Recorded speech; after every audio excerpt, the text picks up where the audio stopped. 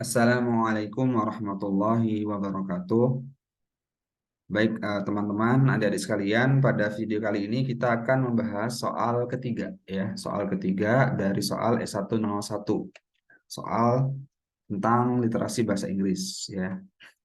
Apa soal ketiga? Nah, ini soalnya ya. The author's main intentions to write the sentence, the power continues to increase and it eventually reach an optimal point. When that energy is released, an earthquake occurs.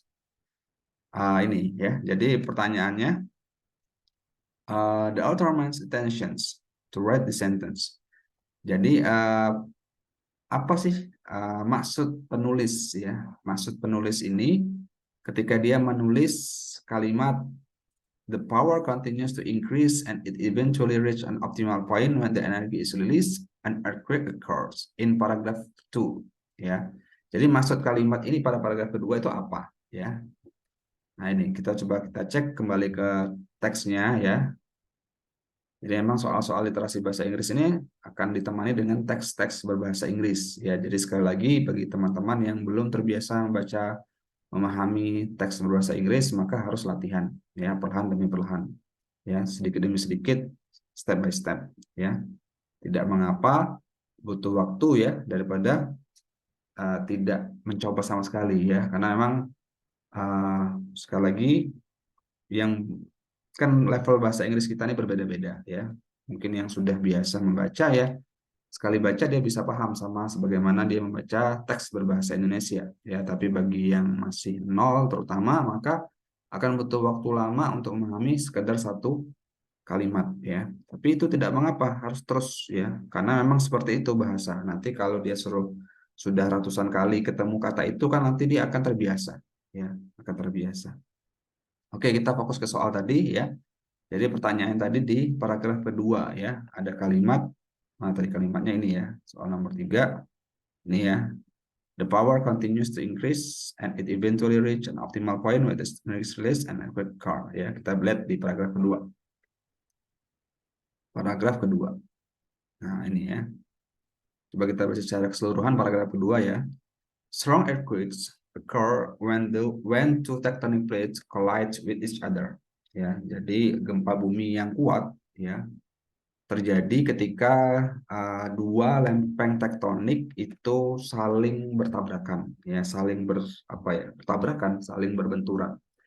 As a result ya, akhirnya akibatnya the high tension arise at the edge of the two plates ya. Akibatnya muncul high tensions, tegangan atau tekanan yang sangat tinggi ya, at the edge of the two plates, di ujung atau di pinggir dari dua lempeng tersebut. Kan mereka tabrakan, maka muncullah high tensions, tegangan, tenaga yang sangat tinggi ya, yang tinggi ya. Lanjut, nah ini the power continues to increase ya. Jadi tenaga tadi itu akan terus bertambah and it eventually reach an optimal point, dan itu nanti akan sampai di titik optimal. When that energy is released, dan ketika energi itu lepas ya, release ya, an earthquake occurs ya, gempa bumi pun terjadi. Oke, nah jadi pertanyaannya ya, kembali ke soal. Nah ini, jadi apa maksud penulis menulis the power continues to increase and it eventually reach an optimal point when the energy is released, an earthquake occurs. Dan tenaga itu terus terus bertambah hingga akhirnya nanti sampai satu an optimal point, sampai dia di titik optimal when that energy is released, dan ketika energi itu lepas, an earthquake occurs ya, terjadilah proses gempa bumi. Nah, berarti maksud dari kalimat ini pada paragraf kedua tadi ya sudah jelas ya, karena kita sudah bacakan, kita sudah terjemahkan.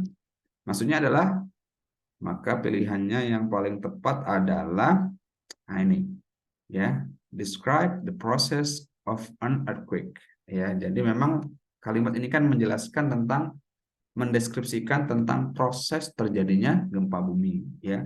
Bagaimana terjadinya gempa bumi ya. Jadi jawabannya adalah ini ya, describe the process of an earthquake. Oke, demikian semoga bermanfaat untuk teman-teman adik-adik sekalian.